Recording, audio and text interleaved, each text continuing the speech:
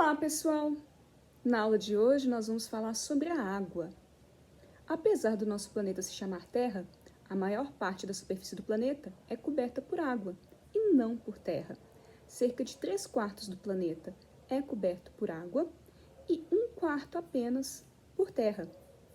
A água vai formar o que nós chamamos de hidrosfera, a camada líquida do planeta. Se nós temos tanta água no mundo, por que constantemente nós ouvimos que a água está acabando? Isso se deve ao fato de a maior parte da água do planeta, cerca de 97,5%, ser de água salgada, presente nos oceanos e nos mares. Somente 2% é de água doce. Dessa água doce, 69,8% aproximadamente estão presentes em calotas e geleiras. 29% na forma de águas subterrâneas. 0,9% em solos, pântanos e geadas, sobrando apenas 0,3% presentes em rios e lagos. Fazendo uma comparação, se toda a água do mundo coubesse em 1 galão de água, apenas uma colherinha seria disponível para o consumo humano. Dessa água disponível para o consumo humano, cerca de 70% são utilizados pela indústria, 22% pela agropecuária e somente 8% são de uso doméstico. Outro ponto importante é que nem todos possuem o mesmo acesso à água. Em verde estão os países onde todos têm acesso à água tratada. Em amarelo, os países onde a maioria da população tem acesso à água tratada. E em vermelho, países onde 1 em cada 4 pessoas não possuem acesso à água tratada. Como vocês podem observar, o Brasil faz parte dos países em amarelo. Existem pessoas no Brasil que não têm acesso à água tratada nem sistema de esgoto.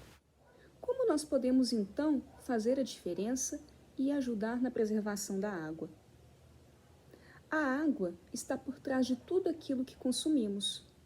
Neste infográfico da Alpersan, podemos perceber que mesmo por trás de uma folha de papel A4, existe água sendo gasta, no caso 10 litros. Todo o nosso consumo envolve gasto de água. Tudo o que nós utilizamos ao longo do nosso dia, desde uma folha de caderno até o que nós comemos, utiliza a água na sua produção. Para preservar a água, não basta fechar as torneiras, tomar banhos mais curtos. Nós precisamos também repensar os nossos hábitos, o nosso padrão de consumo e a nossa alimentação. Devemos priorizar uma dieta mais rica em produtos de origem vegetal e com menos produtos de origem animal, que são aqueles que gastam mais água na sua produção. Devemos também comprar menos. Devemos recusar, repensar, reutilizar, reciclar.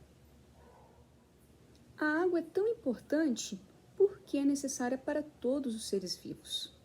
Como nós estudamos em células, é no meio líquido presente nas células, no citoplasma, aonde acontecem as reações químicas responsáveis pela manutenção da vida, o chamado metabolismo. Então, para que todas as formas de vida se mantenham vivas, elas precisam de água. Além disso, a água ajuda no amortecimento de impactos, ajuda também nas nossas articulações, ajuda a manter a temperatura do nosso corpo constante. Ela é um bem extremamente precioso e precisa ser cuidada por todos nós. A água no nosso planeta pode ser encontrada em 3 estados físicos: sólido, que nós chamamos de gelo, líquido, que é o que nós chamamos de água popularmente, e gasoso, que nós chamamos de vapor de água. A diferença entre os 3 estados físicos é a quantidade de energia. Toda a matéria é composta por moléculas e átomos. Quanto mais energia existe em um determinado objeto, em uma determinada matéria, mais as moléculas e os átomos se afastam. Quanto menos energia existe, mais essas moléculas e átomos se aproximam. O calor é uma forma de energia. Dessa forma, quando esquentamos a água, as suas moléculas vão se afastando e, consequentemente, ela vai se transformar em um gás, o vapor de água. Por sua vez, quando nós tiramos calor da água, quando nós resfriamos ela, diminuindo a sua temperatura, as moléculas se aproximam, ficam cada vez mais juntinhas e nós temos o congelamento. Nesta imagem, podemos observar as mudanças de estado físico. As mudanças da esquerda para a direita envolvem aumento da temperatura, ou seja, ganho de calor. As mudanças da direita para a esquerda envolvem diminuição da temperatura, ou seja, perda de calor, de energia. A mudança do sólido para o líquido é chamada de fusão. De líquido para gasoso, vaporização. De gasoso para líquido, liquefação ou condensação. De líquido para sólido, solidificação. E as mudanças diretas, de sólido para gasoso e vice-versa, são chamadas de sublimação, acontecendo em temperaturas extremas, muito altas ou muito baixas. A vaporização pode ocorrer de formas diferentes. A evaporação é um processo natural e espontâneo que acontece à temperatura ambiente, como roupa secando no varal. A ebulição não é um processo natural, ela não é espontânea, é necessário fornecimento de calor. É o que acontece com a água que colocamos para ferver em uma panela. A calefação, por sua vez, é um processo instantâneo e forçado. Acontece em temperaturas extremas. É o caso, por exemplo, quando jogamos gotinhas de água em uma frigideira que acabou de ser tirada do fogo. Essas gotinhas de água, no estado líquido, evaporam instantaneamente. Nós vamos falar agora sobre as características de cada um dos três estados físicos da água. No estado líquido, a água tem o formato do recipiente aonde ela está contida. Se nós tirarmos a água desse recipiente, chamado de becker, e colocarmos ela em um outro recipiente, chamado de Erlenmeyer, repare, ela modifica o seu formato, ficando no formato do recipiente que a contém. No estado sólido, por sua vez, nós temos o gelo, e o gelo vai ter um formato fixo. Se nós tirarmos o gelo de um determinado recipiente, ele não vai modificar o seu formato. No estado gasoso, por sua vez, a água, chamada de vapor de água, vai ter as suas moléculas cada vez mais distantes quanto mais aquecermos esse gás. Nós vamos ver isso no experimento que eu vou fazer agora e que não deve ser repetido em casa. Nós vamos utilizar uma lamparina a álcool, um suporte, e vou colocar a água do Erlenmeyer em aquecimento. Reparem que nós temos uma fumacinha saindo. Essa fumacinha são as gotinhas de água que vão se afastando por causa do calor. Nós vamos colocar um balão na boca do Erlenmeyer.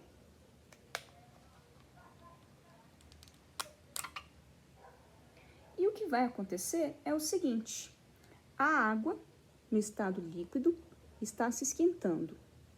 As suas moléculas estão se afastando.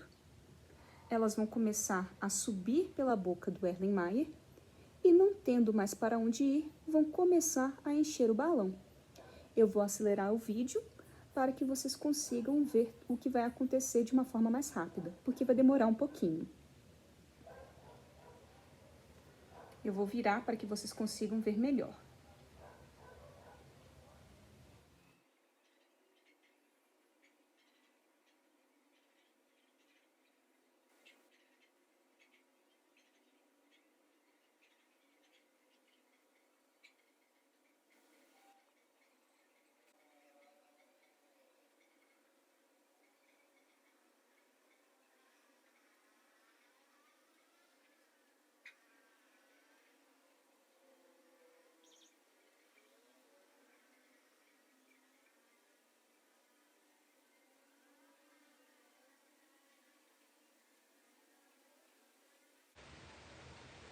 Reparem agora,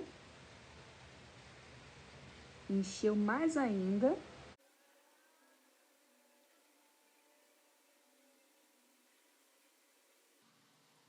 Momento de expectativa, o balãozinho está começando a se mexer. Reparem só. Isso é porque o gás, como eu falei, ele vai ter mais energia, as suas moléculas se afastam.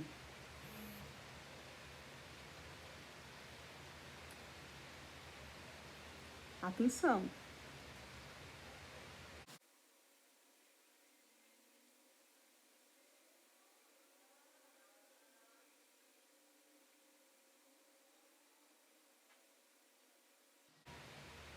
Olhem só.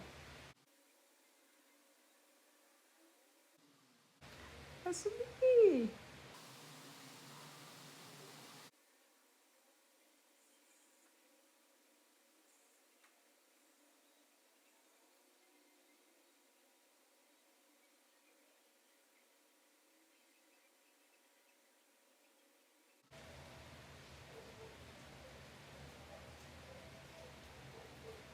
Funcionou! Com esse experimento, nós conseguimos observar que, fornecendo calor, as moléculas vão se afastando e a água vai sair do estado líquido e vai para o estado gasoso. Nós estamos fazendo aqui a ebulição.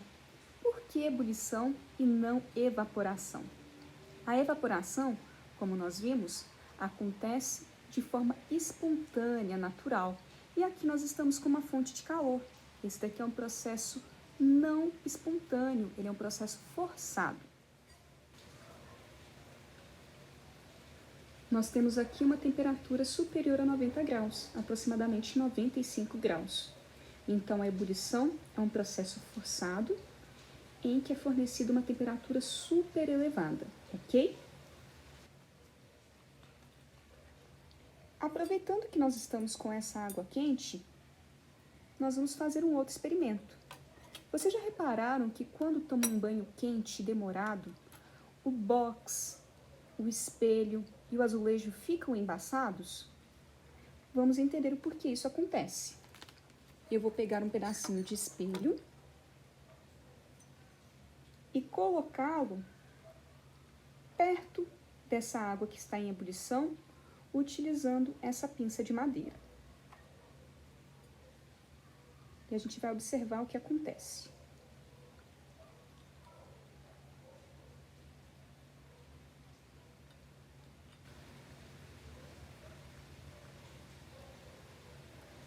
Vejam só, o espelho ficou todo embaçado. Isso porque o vapor de água que está saindo, que está sendo formado por causa da ebulição da água em estado líquido, vai entrar em contato com o meio mais frio, que é o espelho, e vai sofrer o processo de condensação ou liquefação. E aqui esse vapor de água que está no estado gasoso vai começar a se condensar, a se liquefazer e formar gotículas de água que vão ficar depositadas no espelho, embaçando ele. É a mesma coisa que acontece quando a gente pega um copo com água ou suco ou refrigerante muito gelado. Vamos observar? O gelo que nós utilizamos agora há pouco, como estava a temperatura ambiente, começou a derreter. Ele começou a sofrer fusão. Isso porque, para que o gelo se forme, é necessária uma temperatura inferior a 0 graus. E nós estamos agora com uma temperatura de aproximadamente 23 graus. Eu acabei de conferir num termômetro ambiental. Vou colocar o gelo e a água gelada nesse recipiente, o becker. E nós vamos observar o que vai acontecer com a superfície do becker. Aqui nós temos um becker vazio. Eu vou colocar nele água à temperatura ambiente. Reparem só a diferença. Neste daqui não tem condensação e neste daqui tem. Ele também ficou embaçado. Isso porque o vapor de água presente aqui ao redor na atmosfera, em contato com o meu recipiente, que está gelado, uma vez que tem gelo aqui dentro, começa a sofrer condensação e se deposita na forma de gotículas de água na superfície do meu copinho, fazendo então com que ele fique embaçado.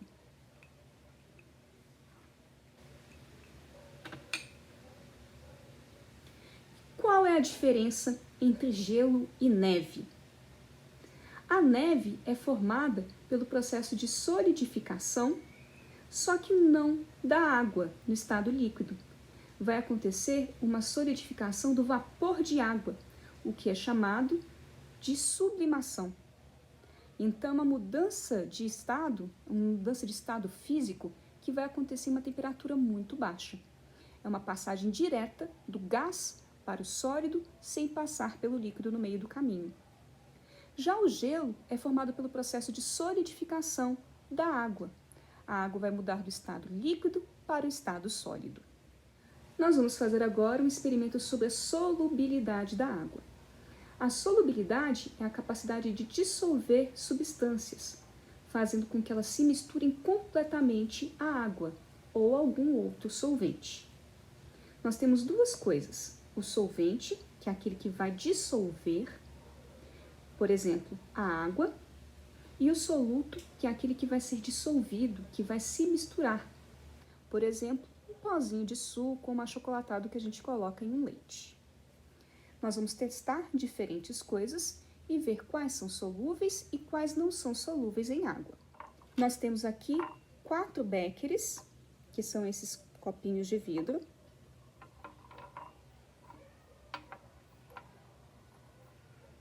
Vou colocar água em cada um deles.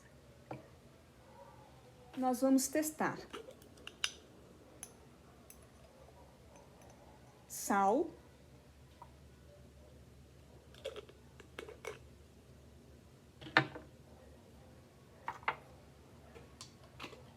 açúcar,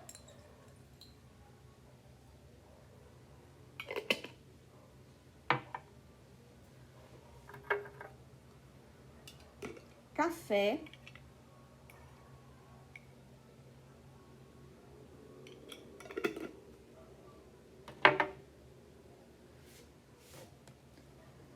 e óleo de cozinha.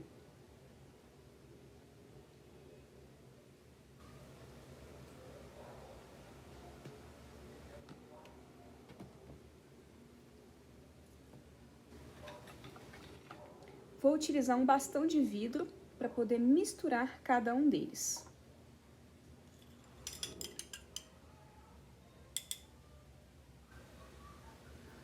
Reparem, o sal se dissolveu completamente na água, então podemos falar que o sal é solúvel em água.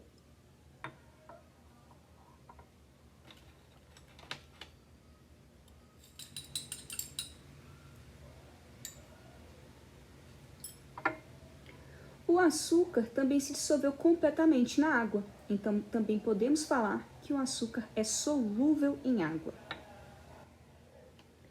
Reparem que um pouco do pó de café desceu e uma parte ficou em cima. Eu vou misturar também.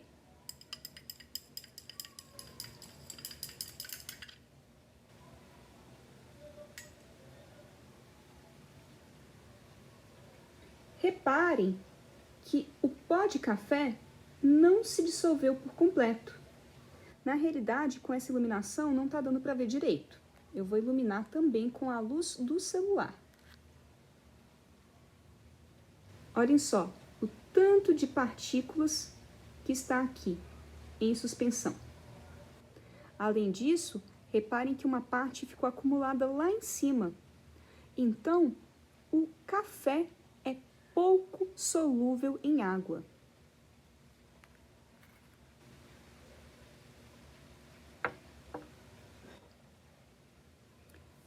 Já o óleo formou uma camada acima da água. Eu posso misturar.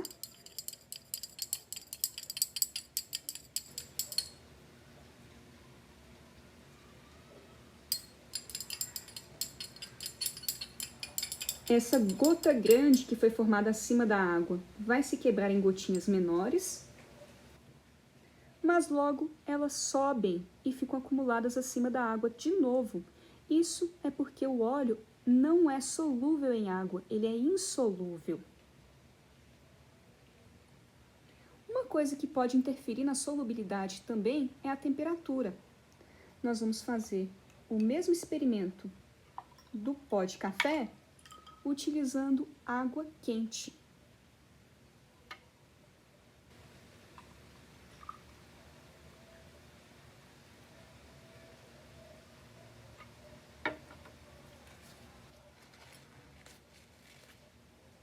Eu vou colocar um pouco de pó de café na água que foi aquecida.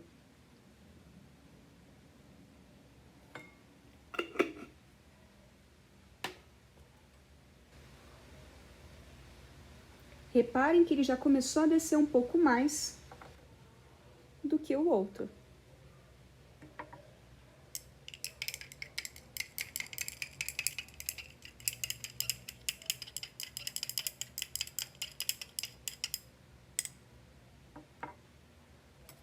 Eu vou utilizar o celular de novo para iluminar os dois recipientes.